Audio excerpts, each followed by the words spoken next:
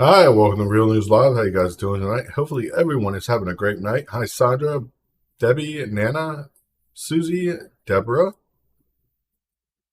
Tia. How you doing tonight? Edward, Sherry, Tommy, Keith, Joe, Joseph, Matt, Edward, Glinda. How you guys all doing tonight?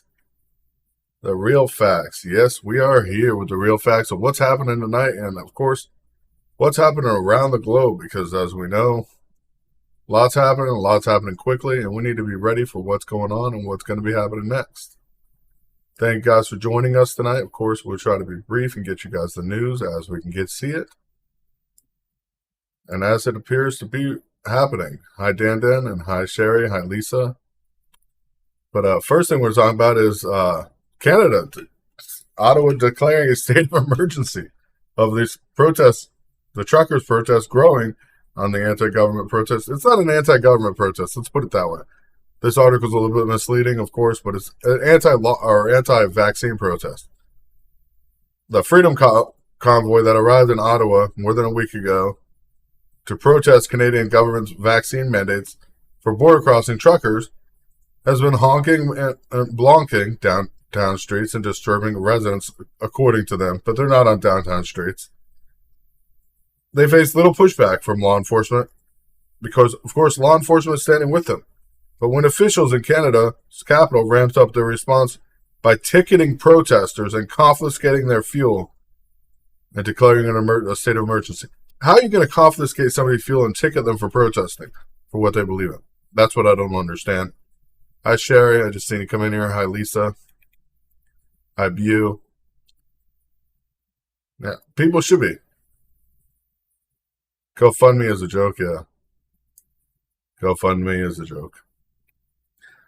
But of course, the mayor there, Jim Watson, declared that a state of emergency and to get staff and resources that they need faster. His quote exactly was, "We're in the midst of a serious emergency, most serious emergency our city has faced, and we need to cut the red tape and get the supplies available to our police officers and public works staff," he said. They think they're in a crisis when people are peacefully protesting. Hi, Brian. Hi, Kathleen. Hi, Cindy. How you guys doing? But it's ridiculous. Police seem largely unprepared, and they really don't really care to deal with the protesters. They're protesting. Every right to. Hi, Kathleen. It's just one thing after another. And of course, we have our protest here coming up March 1st. Drivers around the United States will be doing their protest here for vaccine mandates and everything else that's happening, lockdowns, and as we see. March 1st, of course, will be the State of a Union address as well, so we'll be covering that as well. Hi, Eden. How you doing tonight? We don't know yet, Keith. We don't know yet. That's a rumor, and we'll have to wait and see what actually happens with that. Hello, Sherry. Yeah, but Ukraine. Western Ukraine prepares for an influx of refugees if war with Russia breaks out. People and companies are beginning to seek safe havens in Ukraine's west, close to NATO troops and UN nations. Even the U.S. Embassy in Kiev is considering the move. Of course, Ukraine has Russia's soldiers and heavy weapons nearly surround Ukraine, raising the specter that the potential devastating invasion. Some Ukrainians are beginning to seek safe havens in the country's western unions that share a border with NATO members. U.S. troops nearby and roads leading to European nations in the event of evacuation. Not to mention the long history of local residents resistant to Russia's rules. It's sad. These are people that are just trying to survive. They don't have a lot of money. They don't have a lot of stuff to go off of. They're trying to survive with what they have. Of course, it's faced with these facts tonight that they're trying to move forward. Trying to move forward from what's going on in their country and trying to get ready for what's going to happen in the future. But what's sad is we have more border crosses here that are illegal than we have. Ukraine's border is more secure than the United States border at this point, in the long term. And that's sad. When we talk about a country that is financially stable, like the United States, versus a country that's not. And to have a strong border in the U.S., of course, would be against Democrats. But Democrats here are fighting to make sure they get a strong border in Ukraine. How does that make any sense? Well, it doesn't make sense to me, so if it makes sense to you, please let me know how that fits. Don't worry, I'm blocking this spammer from the stream. Sorry about that, you guys. Why do we care what happens in Ukraine? Because it's going to happen to the European nations as well.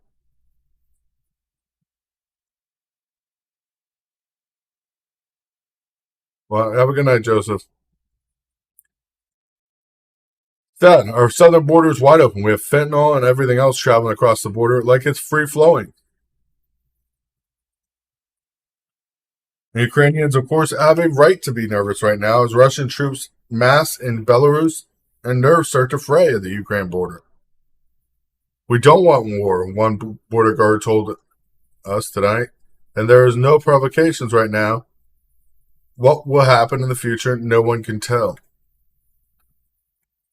course, at the Sri Lanka or the Senevkov border crossing in Ukraine, or northern Ukraine, nothing is out of the ordinary. Trucks pass through, carefully negotiating the icy conditions of the intersection with both Belarus and Russia. But across the border, Belarus, thousands of Russian troops have been deployed for military exercises, according to the Kremlin. It's a rehearsal in repelling external aggressions, according to them. Some 30,000 troops are expected to be there for the drills. Russian Vladimir Putin said also they amassed more than 100,000 troops in Ukraine's eastern border and southern borders, raised fears for Europe standing in the way of all-out war. The U.S. and Russian allies have warned for weeks that Russia's invasion could be imminent.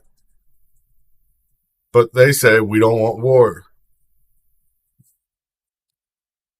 What will happen in the future? No one can tell. Canadian government, of course, is trying to move in on truckers and trying to force them out by taking their fuel and arresting them for anything they can, or ticketing them for protesting even. It's just sad.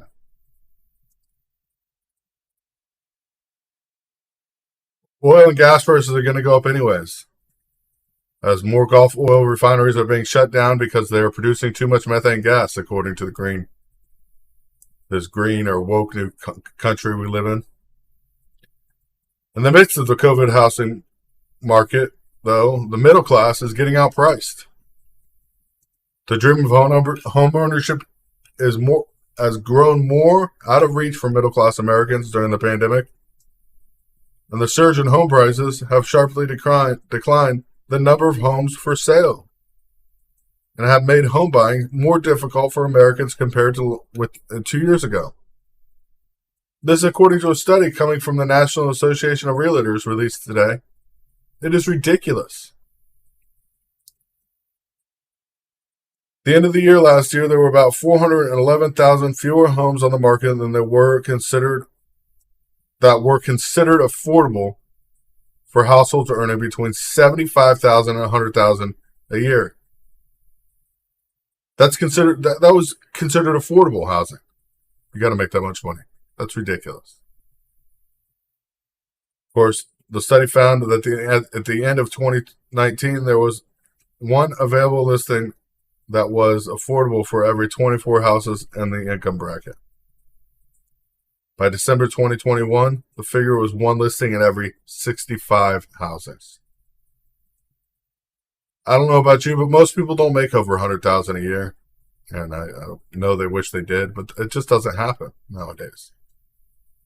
Private businesses, of course, are harder to come by, and mom and pop's businesses are closing at alarming rates.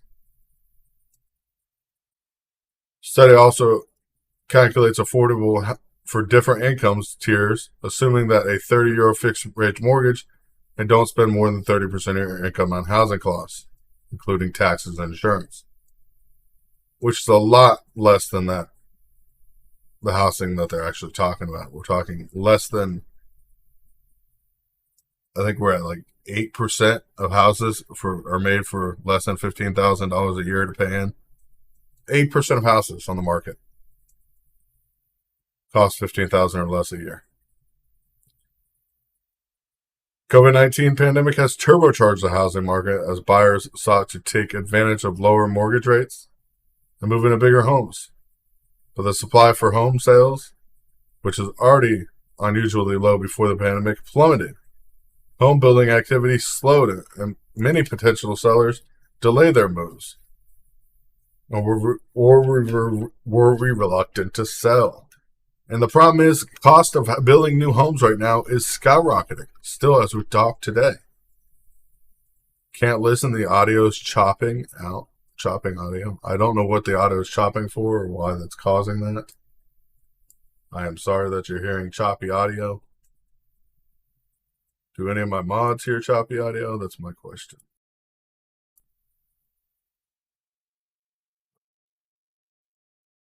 Sad. A lot of people lost their homes.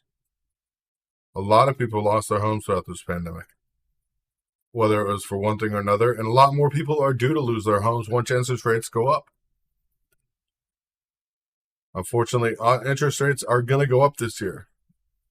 What the IRS, or how they're going to do it, or how they're going to, of course, how can the Feds get out of its own box is a big question. 7% inflation, highest inflation of 4 decades.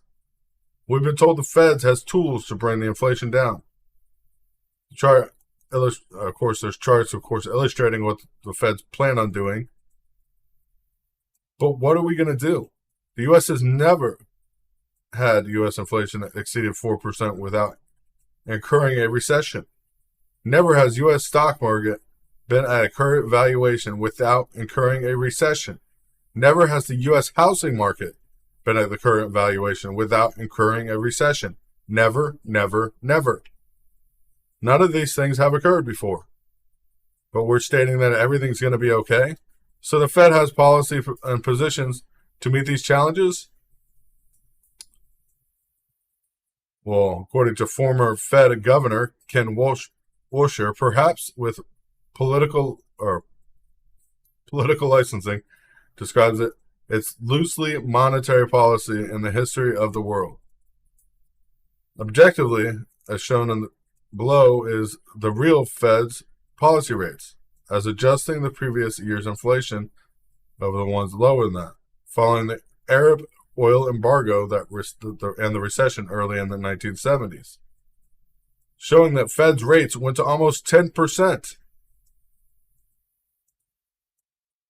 If we hit the 10% rate, we are going to face a recession, if not a depression. Of course, Feds talk about their balances and how they depict lows, and has never been seen on a scale like this before. It's 6 times the size or relevant size during the successful economic era and the Great Moderation.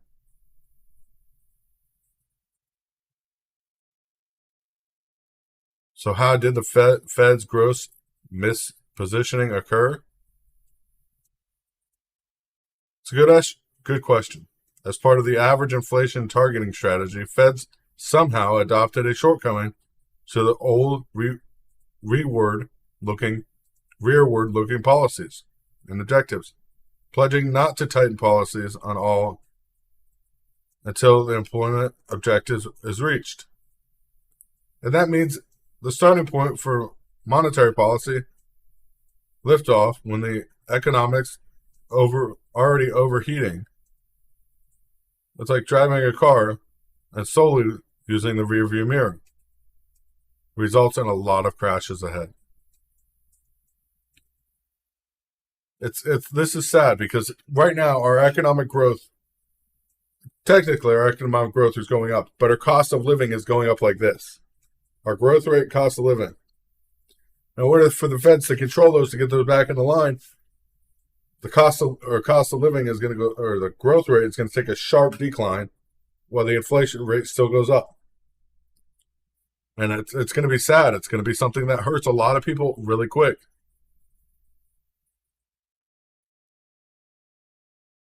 Yeah, people are complaining. They're putting people up in hotel chains, and people are complaining. They're begging for donations for better facilities to live in, better everything, because they're here as refugees. They're not happy with the housing situation they're in right now. They're not happy. Those refugees are not happy with anything that's happening here in the United States. They came here to get a free ride, and they're not getting the ride they wanted. They're not getting that 6-bedroom home because the 6-bedroom home is not available. It's not available for Americans to buy, much less give out.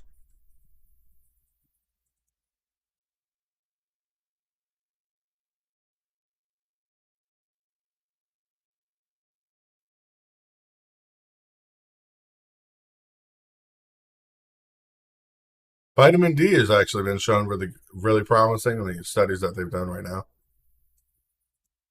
The illegals and refugees need to be sent back. A Title 42 should be in effect still. According to the president, according to everybody else, it is in effect. But nobody's actually making it effective. Title 42 is basically a joke at this rate. Of course, feds are trying to raise rates at the same time as inflation is hitting an all-time high. It's just ridiculous. It is ridiculous. Motel 6, they'll leave the lights on for you. I don't like Motel 6. They can keep the lights off there. I don't want to see the cockroaches. Meanwhile, our government is considering giving away crack pipes to addicts. Yeah.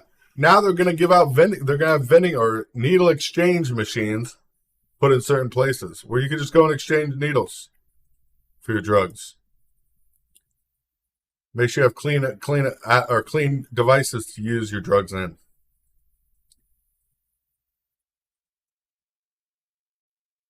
Yeah, they're going to complain and fundraise because they're ungrateful. They need to go back where they came from. They shouldn't be here in the first place. I mean, we have thousands of people. Millions of people now. I think it's like 3 million people so far this year that have entered the country illegally in one way or another. It's sad. Biden science advisor Eric Landry resigned today amidst reports of bullying because he's too harsh on his employees. The woke mentality of the Oval Office cannot handle it. They're too woke for you to have any opinion and strength in your surrounding or background. So as Biden's top science advisor, he resigned today. It's ridiculous. Hello, Frank. How you doing tonight?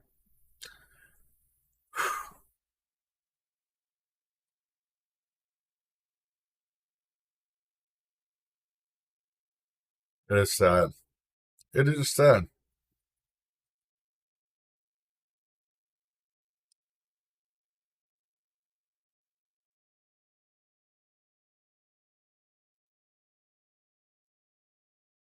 Oh, I don't know. Oh, I know why I did that, Corinne. That is my fault 100% because I did not change the restream thing. Oh boy. I wonder how many people think we're not live tonight. That's on social alerts and they did not say.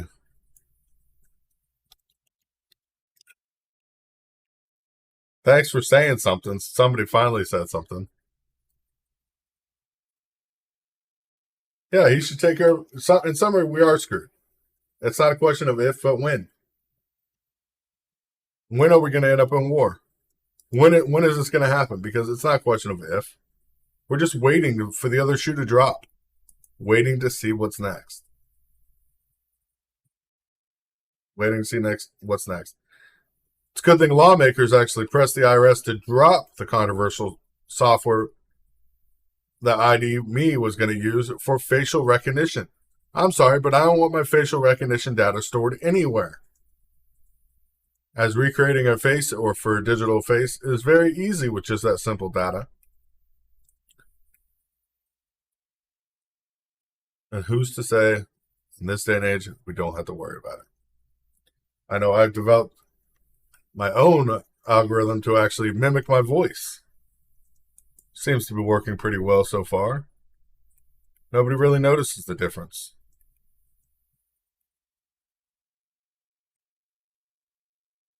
And if I can pull it up real quick, but I do not have it up on my main screen. Here it is.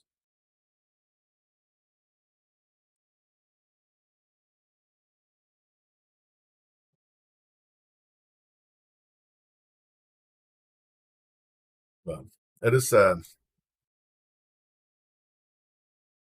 Yeah, I know. I just changed it. I am sorry.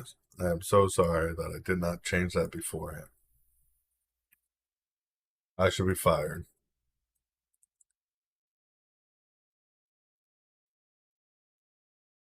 Chris is really here right now, but I can make myself disappear and make myself say anything I want.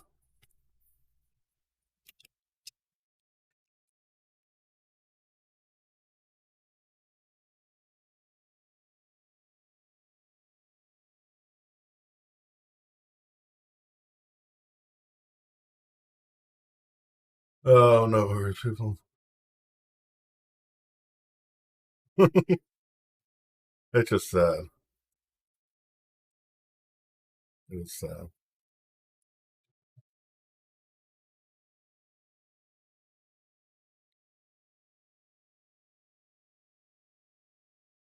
You know, it just said, "How are you?" and it wasn't even me saying it. Problem with technology today is it's coming fast. It's not going to end anytime soon.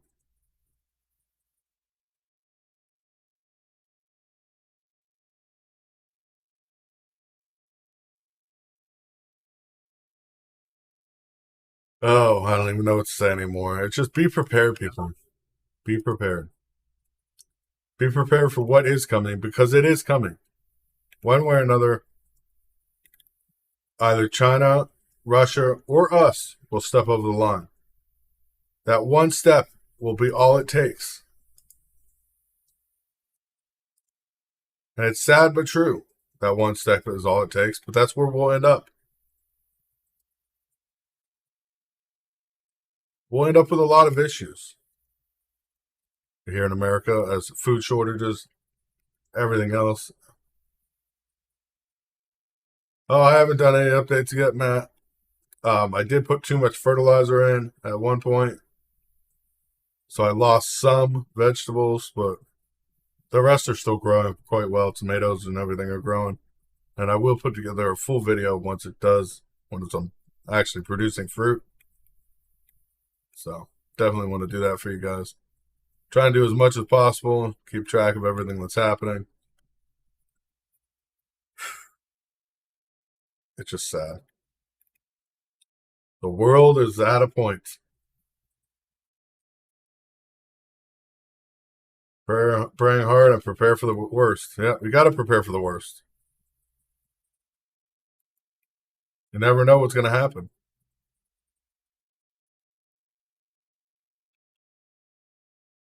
I don't know if you guys seen the stickers of the Rosa Parks buses going around. It says honoring Rosa Parks.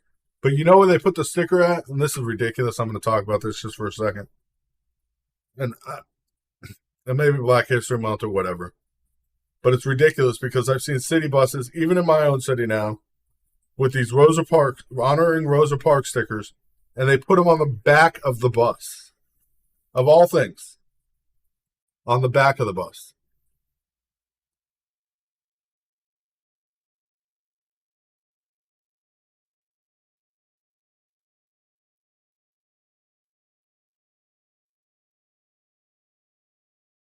Yeah, I have a hydroponic.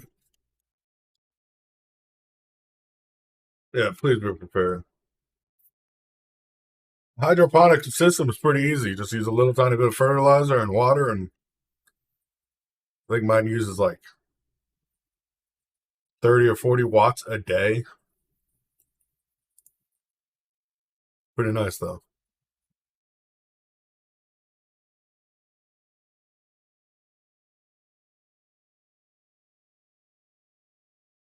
Yeah, on the back of the bus. Again, It's just sad. I'll be live tomorrow night, of course, again at around 9:30 Eastern Standard Time. I just don't know what else to talk about. I don't want to talk about doom and gloom. Don't want to talk about issues that are coming soon. But try to stay strong. Be prepared. File your taxes. Do it early because they're planning on being very delayed this year. We'll see what happens then. But God bless you guys. We definitely appreciate you guys being here. If you can afford to donate, please do. You're going to donate directly towards any one of the channel links or go on the page itself and use the Easter donation link. We'd very much appreciate it. We're raising money for charity, of course, for Easter baskets this year. America will prevail. I hope so. I really do hope so. I really, really do hope so. Be God bless, though. Stay strong. And stand tall. Stand tall. Good night.